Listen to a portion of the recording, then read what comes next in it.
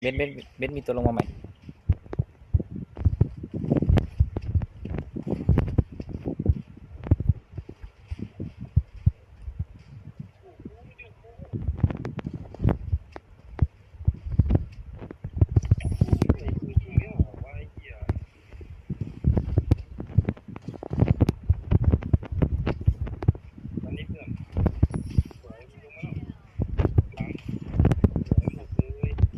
เอ้า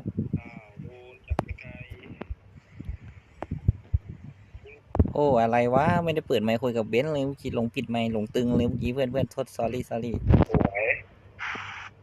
ไม่เมื่อกี้ยัง20 คนเลยนะเมื่อกี้เนี่ยเหลือ8ไปจังเลยมึงว่าหนังหน้าอย่างนี้จะไหวปะทำตัวอย่างเงี้ยนะดูเดี๋ยวไปยิงมันสภาพอย่างเงี้ยมีหนอนอะ สวยปืนไฟไปเลย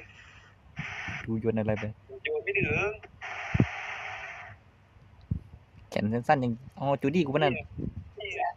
ไม่ใช่100 นัดตายนะ ตายหมดเลย หน้าล็อบบี้เลย ผมไม่ทำหรอกมึงอย่าซุบมึงเชื่อกูดิ ไปบูลลี่เขาทำไม